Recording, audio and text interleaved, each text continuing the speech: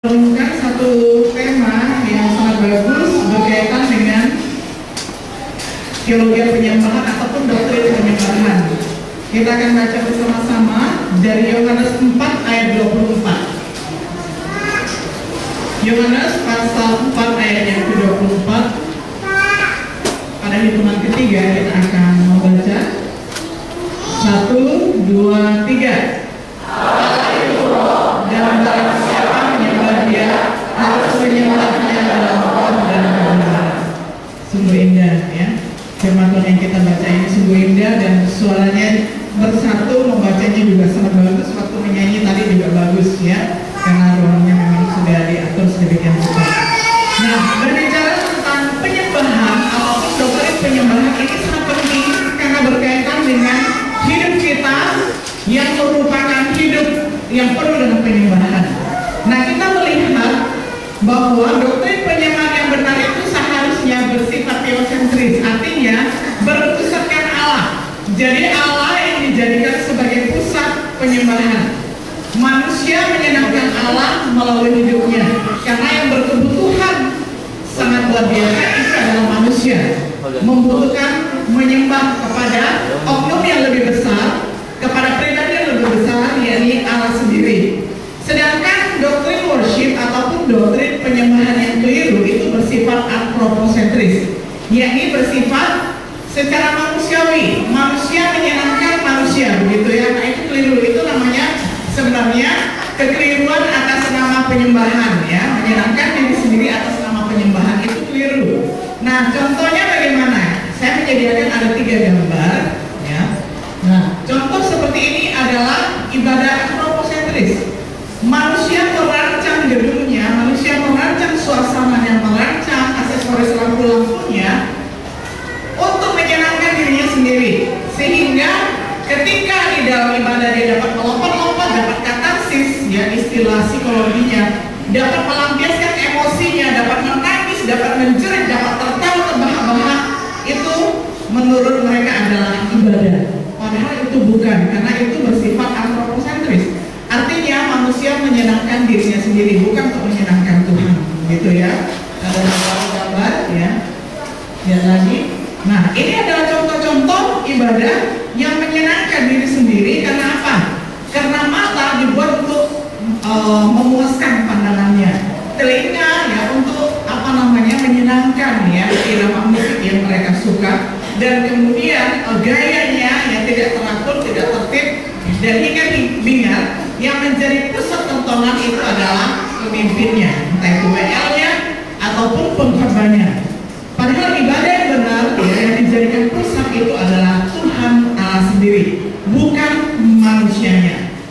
Kalau kita melihat dan mendengar dan mengingat sejarah seorang yang bernama Benny Hinn ya, yang aktif di medsos, pasti pernah mendengarkan kesaksiannya bahwa belakangan ini dalam tanda kutip dia bertobat. Padahal dia adalah pengkhotbah besar, dan setiap kali KKR, dia minta digitnya dulu berapa M itu ditransfer, kalau enggak dia nggak akan datang, begitu ya. Terakhir yang waktu di Papua saya mendengarkan kesaksian dari panitia sendiri, katanya ya kalau dia belum ditransfer sekian M dia tidak akan datang ke Indonesia. Nah, itu dulu ya, dia bersaksi bahwa sebelum bertobat dia melakukan mukjizat, memakai jubahnya ya, itu adalah pakai kuasa kegelapan. Nah, ini adalah contoh-contoh ibadah yang tidak memperkenankan Tuhan, karena yang menjadi pusat perhatian itu adalah pengkhotbahnya.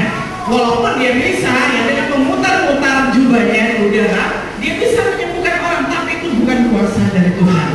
Jadi sekarang kalau saudara membaca sendiri, dia mengakui sendiri, dan dia mengakui bahwa ketika dia hampir mati sekarat, dia berada di ruang antara mau ke surga atau ke neraka begitu, ternyata dia disuruh kembali ke bumi. Karena apa? Karena pelayanannya di babak yang pertama itu tidak memperkenankan Tuhan. Itu pengakuannya saudara ya.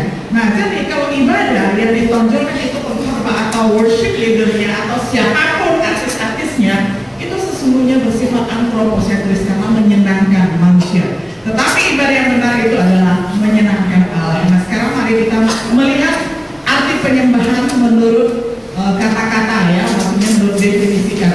mulai dari bahasa Inggris. Arti penyembahan worship berasal dari istilah Saxon, yakni worship, ya. Nah, artinya menunjukkan penghormatan atau apresiasi penghargaan kepada seseorang yang jauh lebih besar umumnya, begitu ya. Dan dalam hal ini maksudnya adalah Allah. Yang kedua, di dalam bahasa Ibrani yang dipakai di dalam Perjanjian Lama itu memakai dua kata yang sangat menonjol. Kata yang pertama itu adalah aboda, artinya melayani, bekerja. Ini biasanya diterjemahkan orang yang melayani ibadah, melayani pekerjaan Allah. Ini disebut pelayan Allah atau pekerja Allah. Lalu kata yang kedua adalah histahawa. Ini artinya membungkuk ataupun bersujud. Nah, kalau kita lihat gambar, nanti ya yang ketiga baru lihat gambar. Yang ketiga dulu, dalam bahasa Yunani mengikuti apa yang ada di dalam bahasa Ibrani. Nah, kata Yunani yang artinya yang diambil dari kata latreia, mengikuti arti aboda, yakni status dari pekerja budak, ya, pekerja atau budak. Lalu kata yang kedua, proskunea, itu mengikuti arti histahawa, yang artinya bersujud, memuja atau menyembah. Nah, jadi antara istilah Ibrani Perjanjian Lama dengan istilah Yunani Perjanjian Baru itu sama, ya, bahwa itu adalah pelayan Allah atau menggambarkan sujud di hadapan Tuhan. Nah, gambarnya kita lihat, ya. Ini adalah sujud yang benar. Sujud yang alkitabiah itu adalah muka menghadap ke tanah. Bukan jatuh ke belakang, itu namanya tergeletak, ya. Karena saya ingat puluhan tahun yang lalu ada satu gerakan ataupun ada satu movement yang namanya Toronto Blessing. Kalau kita lihat ibadahnya itu kacau sekali, karena di dalamnya orang bebas berteriak-teriak, orangnya bebas naik atas kursi dan lompat-lompat, bebas tertawa terbahak-bahak, dan jatuhnya itu menggelepar-gelepar, tergeletak ke belakang, dan tidak ada yang seperti ini, ya, sujud, takjub, ya, menyembah pada Allah. Jadi kalau kita perhatikan orang-orang di Alkitab ketika dia takjub akan kehadiran Tuhan adalah sujudnya seperti ini, ya. Sampai sekarang kalau kita mau doa secara pribadi di kamar kita tertutup, ya, nggak apa-apa pakai sikap seperti ini kalau lututnya masih bagus, ya, engselnya masih bagus, ya. Kalau enggak ya nggak apa-apa, duduk aja. Nah, yang jelas adalah kalau ibadah yang benar itu pasti tertib, ya, dan menurut firman Tuhan adalah menyembahnya dalam roh dan kebenaran. Nah, sekarang kita melihat arti penyembahan dari sudut dimensinya, ya. Dimensi penyembahan itu menyangkut apa saja, aspeknya itu apa saja. Nah, aspeknya yang pertama adalah memiliki sikap hormat ataupun memiliki rasa yang begitu appreciate, ya, yang begitu menghargai Allah. Tindakan dan perbuatan itu menjadi gaya hidup di dalam ibadah. Dan kedua, sikap ini adalah yang dikehendaki oleh Allah. Yang boleh satu orang membacakan dari Ulangan 11 ayat 13 dari Alkitabnya, ya, dengan suara yang cukup keras, boleh dibacakan. Ulangan 11 ayat yang ke-13. Siapa yang sudah ketemu boleh membacakan untuk kita semua.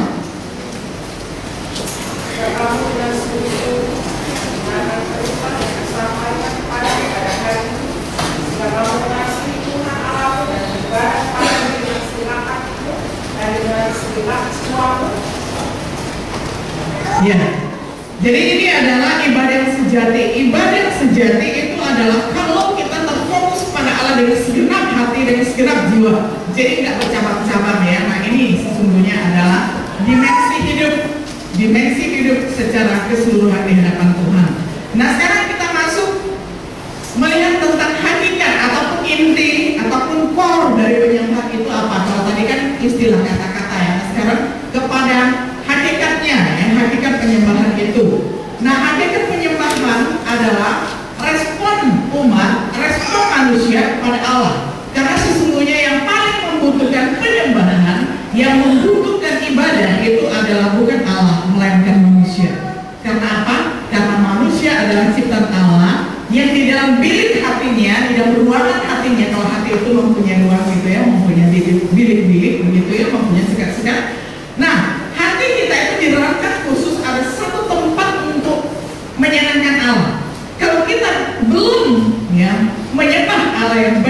benar, belum menyembah kepada Allah yang hidup begitu ya, hati kita masih haus, hati kita masih bisa terpengaruh kepada mungkin ibadah-ibadah purba ya, purba. Karena misalnya kalau kita ingat animisme dan dinamisme, orang dulu mempunyai pengetahuan tentang Allah yang benar, dia menyembah kepada batu besar, gunung besar, sungai besar, ataupun kekuatan misal halilintar, kekuatan angin dan sebagainya. Ini orang yang belum mempunyai pengetahuan, tetapi hatinya haus, hatinya rindu ya. Makanya di dalam istilah teologi, hati yang demikian itu disebut semen religi ya. Semen religi bukan semen Cibinong ya, kalau semen Cibinong itu membangun gitu gini ya. Tapi semen religi itu berasal dari bahasa Latin, artinya benih keagamaan. Setiap manusia itu mempunyai kerinduan, cita-cita, mempunyai kepuasan yang hanya bisa dipuaskan oleh Allah kalau dia menyembah kepada Allah yang hidup dan yang benar. Nah, itulah yang namanya respon manusia kepada Allah ya. Itu namanya penyembahan. Lalu yang kedua, bentuk gaya hidup dan motivasi adalah mendengarkan suara Tuhan dan mengikuti perintahnya.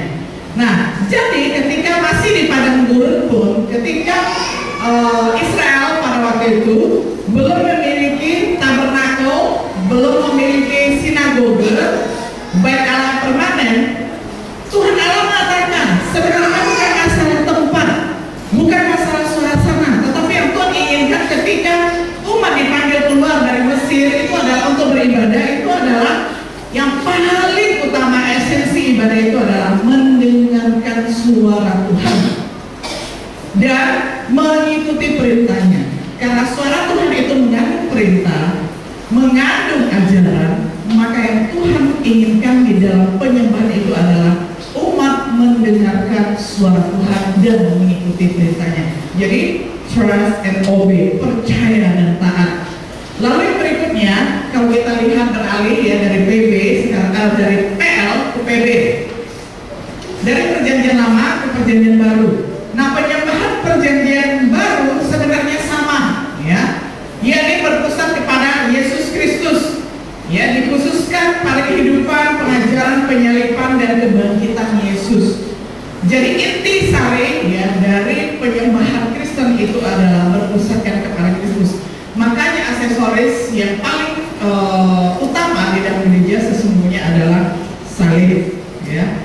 Walaupun altar kita ini belum didesain ya, saya yakin ada salib. Kalaupun ya sekarang belum ada, di mimbar ini sudah ada ya. Kenapa? Karena itu adalah pusat pemberitaannya, salib Tuhan, kehidupan Kristus, kematiannya, semuanya yang menyangkut Yesus Kristus adalah pusat pemberitaan, pusat ajaran dari umat Kristen. Nah, kalaupun saya mengambil gambar tentang Tuhan Yesus yang bergumul ini mengingatkan kita bahwa kekristenan itu bukan terdiri dari hal yang enak saja, tetapi ada penderitaannya ya, ada penderitaan, ada berkat. Itulah ajaran Martin Luther yang akhirnya menciptakan teologi penderitaan ya, teologi penderitaan. No cross, no crown ya. Tiada mahkota tanpa salib. No pain, no gain ya. Tiada keberuntungan tanpa penderitaan, tanpa kesakitan. Nah, makanya ada satu peribahasa yang sangat bagus di dalam bahasa Indonesia adalah bersakit-sakit dahulu, bersenang-senang kemudian ya. Berenang-renang dahulu, bersenang-senang di tepian ya. Begitulah kira-kira ya. Atau terbalik ya. Ya, kira-kira seperti itu ya. Jadi ada upaya yang keras dulu, nanti baru senang begitu. Kita lihat bahwa Kristus Yesus bergumul ya. Ini adalah penderitaan yang sungguh terberat di sepanjang kehidupan Tuhan Yesus yang berumur 33,5 tahun itu.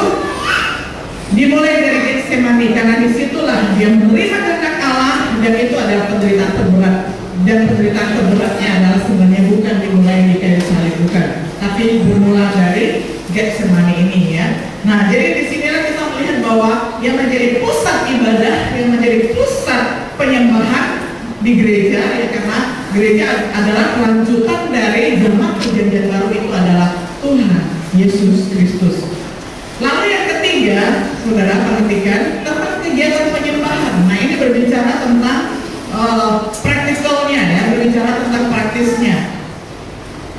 Kegiatan penyembahan itu kalau kita lihat di dalam kitab Kejadian dan juga kitab Keluaran, Memang waktu itu manusia masih memakai mezbah, ya. Jadi altarnya itu masih dibuat dari batu-batu, disusun-susun, lalu binatang dinaikkan, lalu disembelih, lalu dibakar. Nah itu altar ataupun mezbah, gitu kan.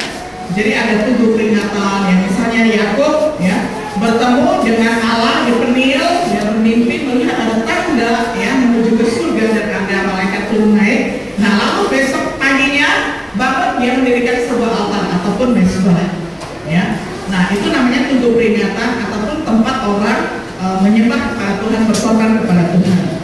Nah tapi sayangnya manusia sering sekali lalai, akhirnya bergeser. Yang tadinya mezbah itu, altar itu dibangun untuk mengingat Allah, tapi akhirnya fokusnya malah menyembah situs, malah menyembah altar, malah menyembah korban, ya. Contohnya nggak usah jauh-jauh deh, ya.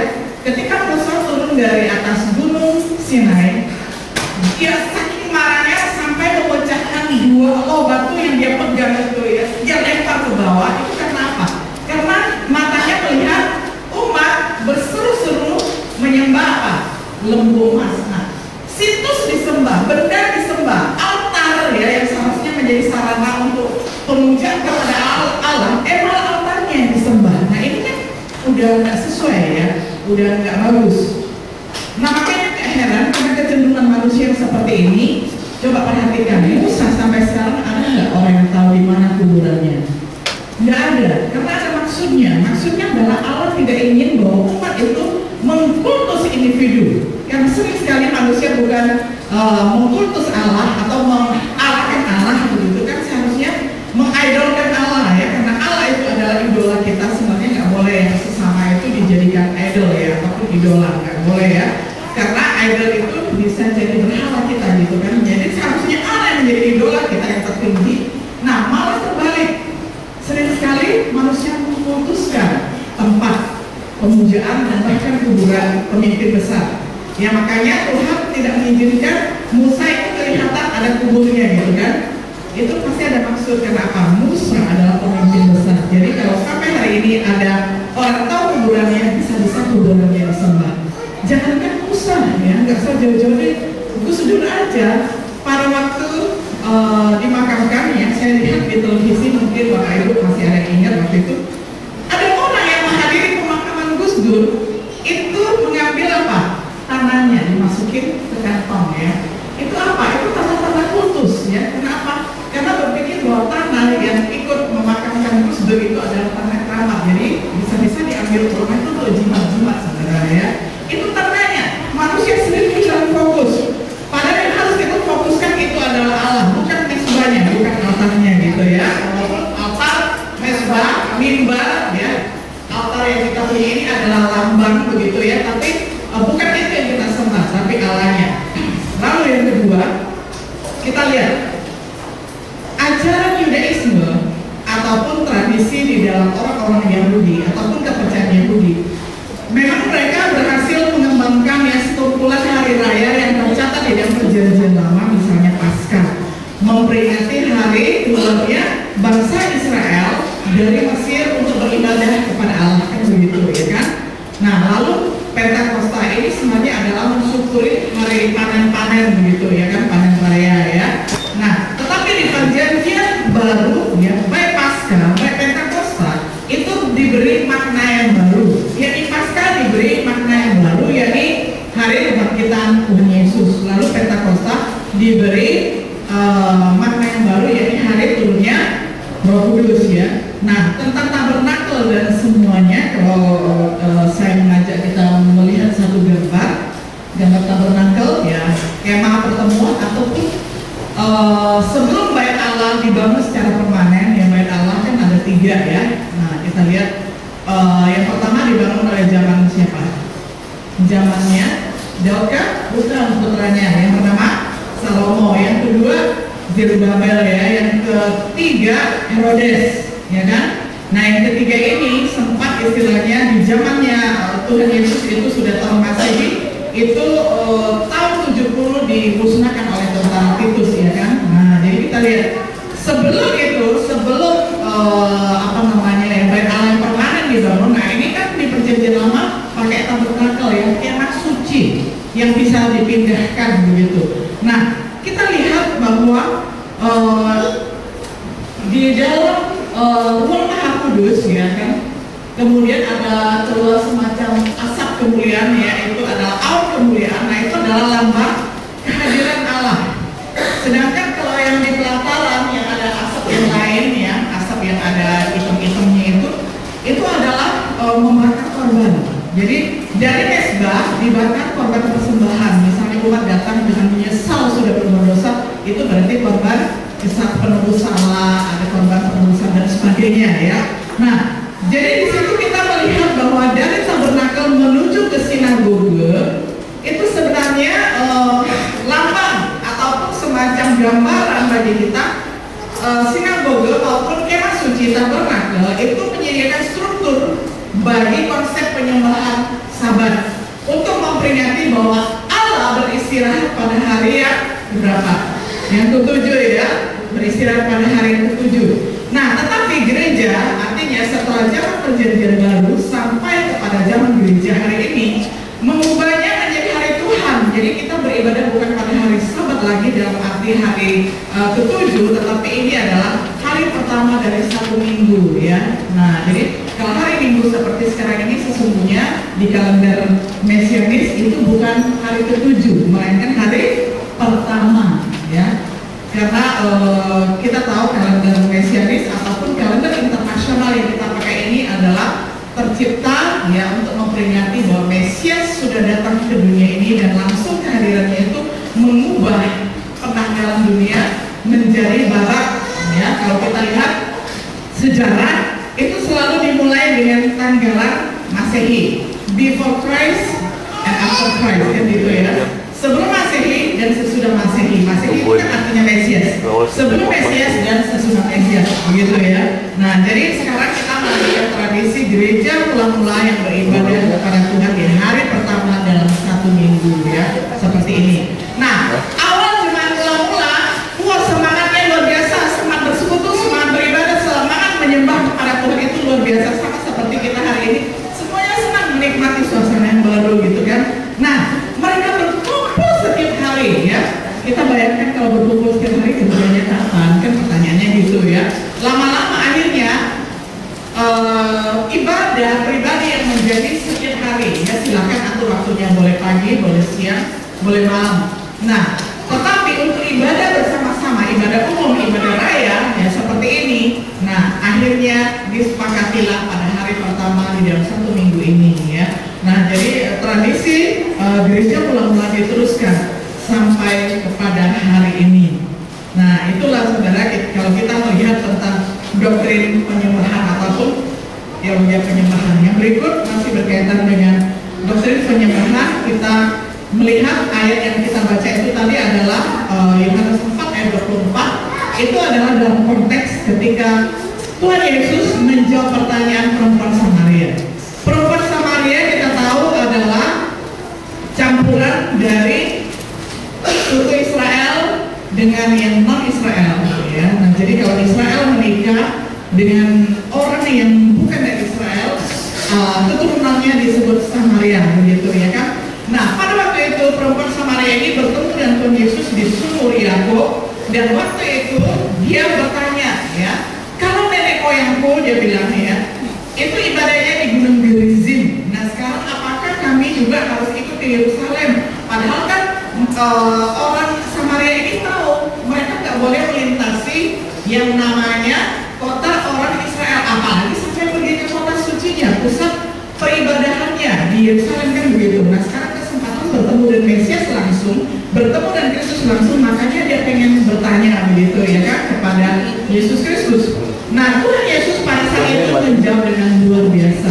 Dia mengatakan bahwa beribadah kepada Allah bukan berkaitan dengan situs, maksudnya bukan berkaitan dengan kota, bukan berkaitan dengan gunung Gerizim atau Yerusalem, tetapi orang yang benar akan menyembah dalam roh dan kebenaran. Karena Allah itu adalah roh, jadi manusia bertemu Allah dengan roh Allah ya, karena manusia mempunyai tubuh rohani. Jadi batininya ini bertemu dengan Allah dalam roh dan kebenaran, itu adalah penyembahan yang benar.